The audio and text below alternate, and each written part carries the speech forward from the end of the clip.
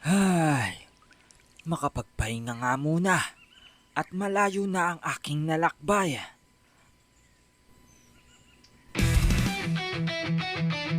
Maraming bagay sa mundo ang hindi mapaliwanag ng pangkaraniwang tao. Puno ng kababalaghan at mga misteryong hindi mapaliwanag.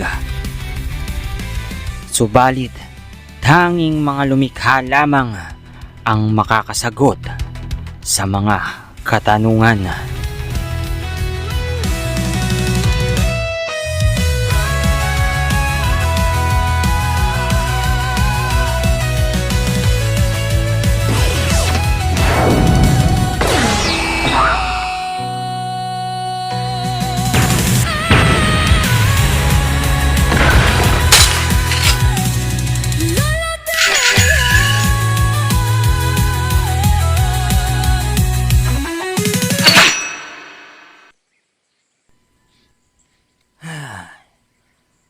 Ang ganda ng simoy ng hangin ngayong dapit hapon.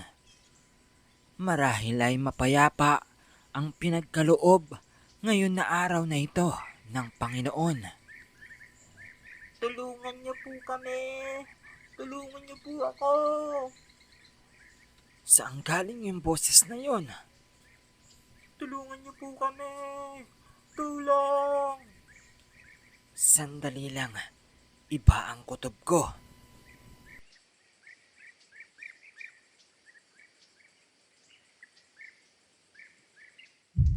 Ama, huwag niyo po kaming papaslangin ni Ina. Ano po bang nangyayari sa inyo? Pasakit kayo sa akin. Lalo na yung ina mo. Grabe ang ginawa sa akin. Ama, maawa po kayo kay Ina. Dapat sa inyo mawala na sa mundong ito. Ginoo, masamang pumaslang. Alam mo ba yon? Sino ka ba, tanda? Ako si Teryo, ang ginantimpalaan upang pigilan ang mga tulad mong halang ang kaluluwa. Hindi mo ito gulo. Lubayan mo kami. Dapat pagdusahan ng dalawang yan ang ginawa nila sa buhay ko. Ama, ako po ito, si Jeboy. Maawa na po kayo. Hindi ka ba naawa sa mag-ina mo? Gagamitin mo ang kamay mo para gumawa ng karimlan at kasamaan? Wala kang pake sa gusot ng aming pamilya. Oh, talaga ba? Oops, bago tayo magsimula mga kamuntikma, magpapasalamat muna tayo sa sponsor natin ngayong araw na ito. Walang iba kundi ang Sea of Remnants, nagawa ng isang kumpanya na napakagaling. Ang Sea of Remnants ay isang upcoming ocean fantasy open world RPG game na binubuo ng Joker Studio at higit sa lahat, ang utak sa likod ng Identity V. At ito ay inilathala o inilabas ng NetEase Games. Ito ay itinakdang inilabas ngayong 2026 para sa PC, PS5 at mobile games, Android and iOS. Sobrang nakakatuwa ang larong ito, lalo na sa mga may hilig sa may pirates o mga fan ng Luffy, ng One Piece. Ito, try nyo mga kamandirigma. Lalong-lalo na, kakaiba ang larong ito dahil pinagsama nito ang sining ng puppet punk sa malalim na survival at naval strategy. Ito pa mga kamandirigma. Ang sistema ng gameplay nito ay may dalawang uri ng labanan. Ang naval battle, real-time na bakbakan ng mga barko sa gitna ng dagat gamit ang mga kanyon at harpoon. At isa pa, ang tactical combat na kapag bumaba ka na sa mga isla, magiging turn-based RPG ang laro at ang labanan kung saan gagamitin mo ang iyong mga nakukuhang crew members. Sobrang astig ng larong ito dahil sa sobrang high quality ng pagdesign nila sa laro at lalong-lalo na may story-based din ito. Ang pagbuo ng barko ay modular customization. Hindi ka lang basta bibili ng barko. Maaari mong palitan ang bawat parte nito mula layag, kanyon hanggang sa disenyo ng katawan ng barko. Gamit ang mga scrap na makukuha mo sa ilalim ng dagat o kahit sa mga pupuntahan mong isla. Ang nakakaantig pa dito, may iba't iba kang kasama. 300 mga kamandirigma, 300 companion. May daan-daang NPC na pwede kang makausap at i-recruit sa iyong barko. Bawat isa sa kanila ay may sariling trabaho tulad ng kusinero, navigator o mechanic na tiyak ay makakatulong sa iyo sa paglalakbay. Nasabi ko nga din kanina na story-based din ito. At syempre, ikaw ang bida dito, kamandirigma. At ikaw ay ang gaganap bilang isang puppet folk sailor o sa Tagalog, taong yari sa kahoy o manika na nawalan ng alaala.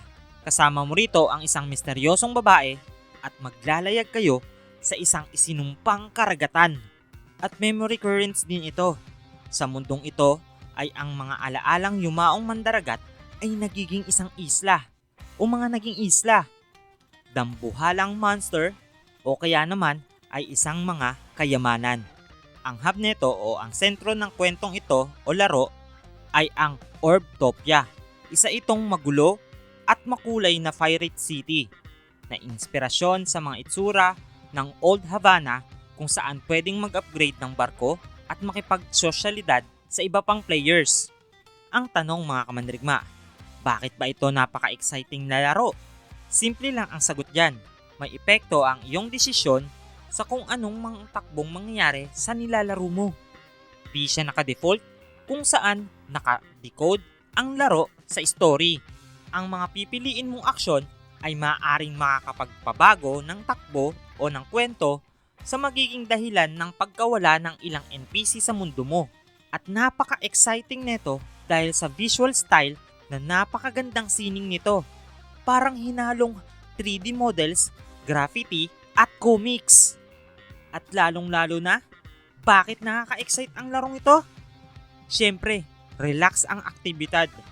Kung pagod ka na sa pakikipaglaban, pwede kang mamingwit o fishing, magluto ng hotpot, maghunting, at higit sa lahat, makipag-socialization o makipagkilala at pwede ka rin makipaglaro ng mahjong sa loob ng laro. So ano pang hinihintay nyo mga kamandirigma? Try na natin ang larong ito na Sea of Remnants. At higit sa lahat, sa atin lang to mga kamandirigma. Ang pro tip na maibibigay ko, kung nagkamali ka talaga, gamitin mo ang memory loop para silipin ang ibang timeline. Pero tandaan mo na bawat pag-undo ay may kapalit. So ayun lang mga kamandirigma. Maraming salamat nga ulit sa sponsor natin ngayong araw na ito, ang Sea of Remnants na gawa ng NetEase Game. Maraming salamat mga kamandirigma. Balik na tayo sa ating video.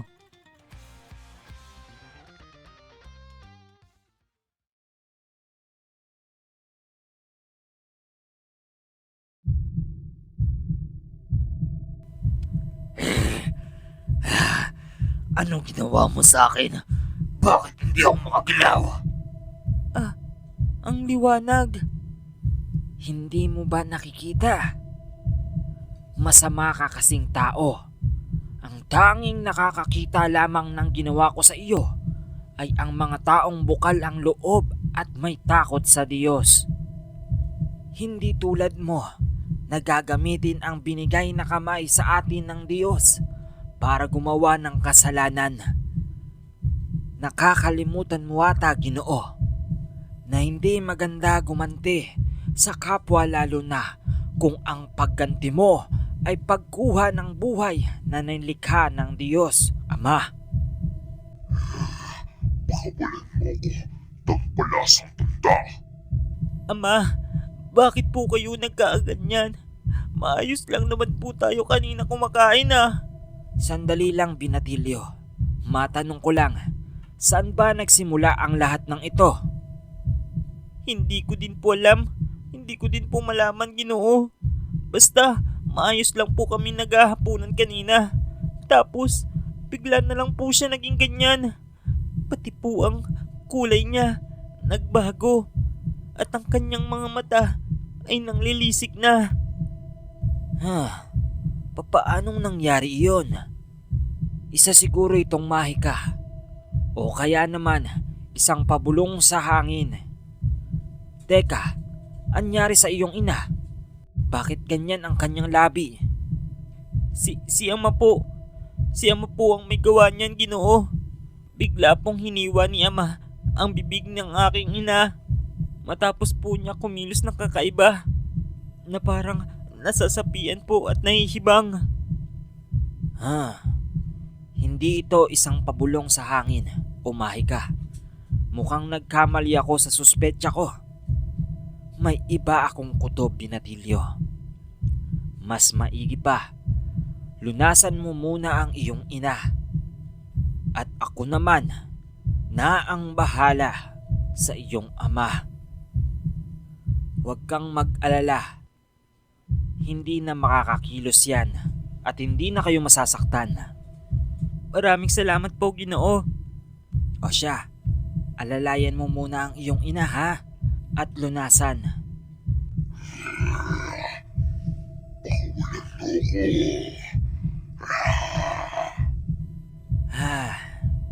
Ngayon, nasa sa iyo na ang aking atensyon.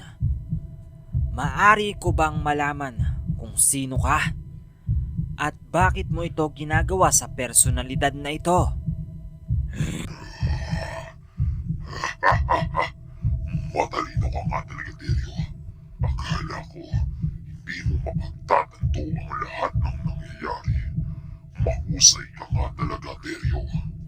Uulitin ko. Sino ka at magpakilala ka sa akin? Magiging mabait pa ako sa iyo. Sa tingin mo, mauuto mo ang tulad ko.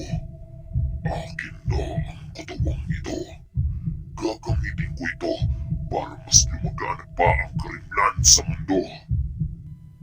Oh, tapos, ano na ang balak mong sunod? Pag ang lahat ng naririto sa mundong ito ay isa na sa tulad mong halang ang kaluluwa.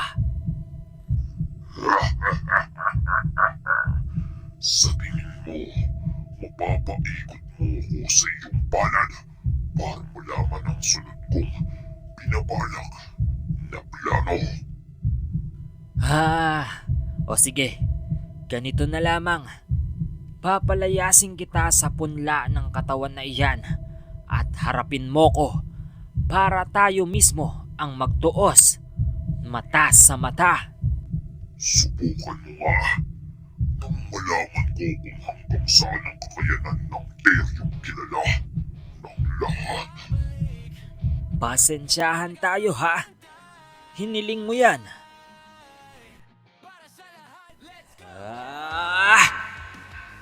Pater omnium tamihivim ut malum spiritum ex hoc corporum exiam. Ha!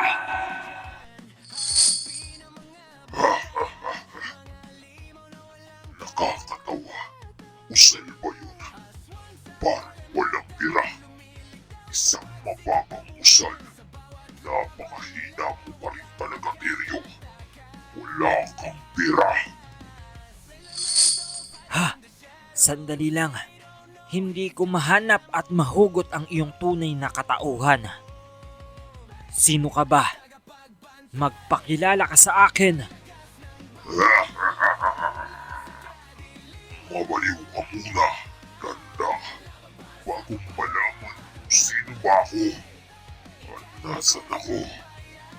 Ginoo, mababalik pa ba sa dati ang ama ko? Sandali lang, Binatilyo. Ginagawa ko ang makakaya ko. Hindi ko man mapuksa ang nasa loob ng iyong ama. Pero panigurado ako na maibabalik ko naman siya sa dati niyang katauhan. Manalig ka lang sa itaas at sa Diyos Ama. Maraming salamat po, Ginoo. Nananalig po ako. Babalik muli ako sa iyo. Hindi man kita mapuksa sa araw na ito. Pero alam ko, mapapalayas kita sa katawang yan na hindi mo pagmamay-ari.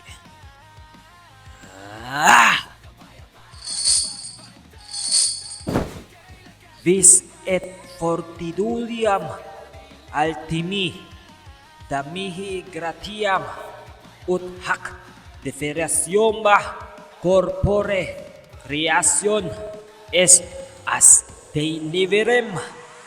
Ha! Pagpalayas mo man ang ngayon, magkikita muli tayo. There you.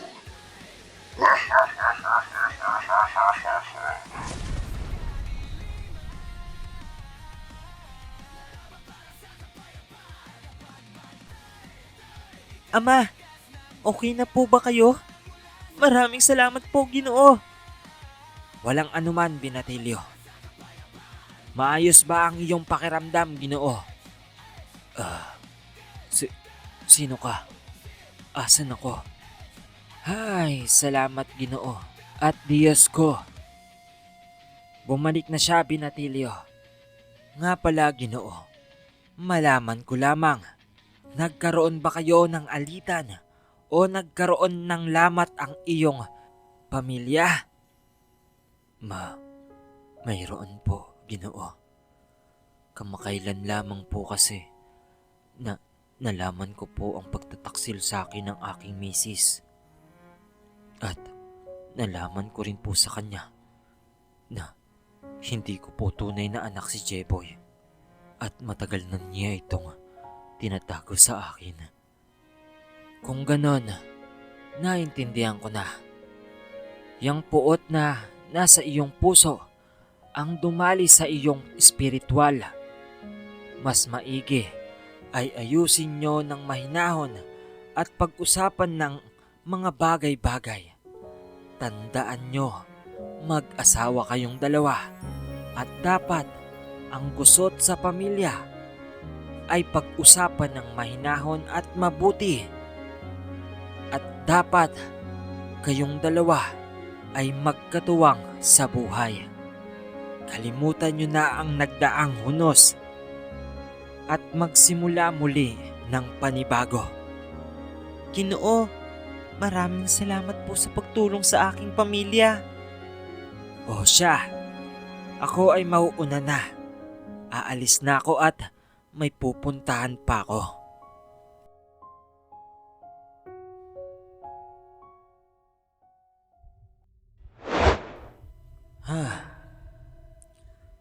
Hindi ito isang normal.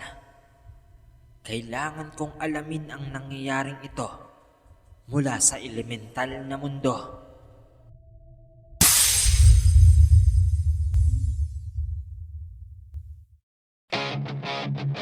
Ang pagbabalik, tagapagbantay para sa lahat, let's go! Maraming salamat mga kamandirigma sa lahat ng nanood ng Lolo Teryo Episode 4. Baka may naguguluhan na, itong Episode 4 ay konektado sa The Movie natin nung nakaraan. At ganun din yung papalabas natin na Lolo Paeng, Arnel de los Spirit, at Ang Pangil ng Kidlat. Maraming salamat nga pala sa mga sumuporta ng The Movie at pasensya na medyo natagalan yung pag-upload natin na dapat December pa yun eh. Pero ganun pa man, maraming salamat ulit mga kamandirigma sa walang sawang pagsuporta sa ating tahanan at unti-unti na naman po tayong dumadami. Maraming salamat po. Wala po akong ibang sasabihin kundi pa sa salamat. So, shoutout na ho tayo mga kamandirigma. Shoutout po kay Jenaline Nestrela, kay Abalos, kay Jack Rosel Le Jr., kay Nataza Joe Panugot, Lolita Buenya, Maria Cristina Goma, Simeon Cocuera, Herlin De Vera, Vergel Alizwag, Mark Anthony Binga, Mary Jean Gayas, Elmer Libes, Mangesto Official, Alvin Dondon, 4K Holy Renz, Carol Joseph Sabalas, sa aking kaibigan ni si Seshi, Mark Villamina, Ann Miranda, Mark Jones Tonina, at sa aking kaibigan din na si Henlo Animated Story, na soon may ipapalabas din kami dyan na about sa aswang mga kamandirigma. So, subscribe nyo na rin siya. Uncle Buds, Adrian Morados, Gabriel Magalon, John Obispo, Bencad Animation, Ruben Gonzalez, shoutout din kay Trix Diazanta, Eric Pojimo, Vin Giliw, na sobrang tagal na nating kamandirigma, Angelito Lauro, Darlina Budoy, Dude Solonor, Noraida Manungkit, Christina Amogus, Sheen, Oscar Ortega, Big Bert, Jacob Sahor, Reynaldo Lawas, Lons Gonzalo, Mikael Galante, na 3 years na nating kamandirigma, Jedley, Giob Ayensa, Ian Luther, Sa Puso Mo Lang. Naks, ang ganda ng pangalan mo, idol. Felix Beltran, Raymond Ambayon, Annalyn Tumarong, Giovalin Mark Nanyes.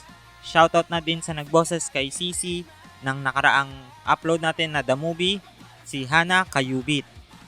Jamalyn Mamolo, Vince Catli, Joseph Sabinorio, Zuo, Hamudi Salilama, Dominic Jack Nadela, at Jillian Paglinawan. Shoutout na din sa aking studio at sa mga animator natin dyan sa Z Animation Studio. Shoutout sa inyo mga student na mandirigma. At special shoutout din sa magigiting na animator sa Hugot Studio. Muli, maraming salamat mga kamandirigma sa walang sawang sumusuporta at nanunood ng paulit-ulit sa ating mga pinapalabas. Muli, please like, comment, and subscribe mga kamandirigma. Yan lang po ang aming mumunting hiling para mas mapadami pa natin ang kamandirigma. So ano pang hinihintay natin? See you on the next upload. Elemental, lumilitaw sa pagsikat ng buwan. Sa bawat laban nila, walang makakatakas. Elementals hiding in the shadows. They don't know he's got the ammo. Tagapagbantay, ika'y lakas ng bayan. Mula sa kadiliman, laban para sa kapayapaan. Tagapagbantay, ika'y lakas ng bayan. Mula sa kadiliman, laban para sa kapayapaan. Sa likod ng maskara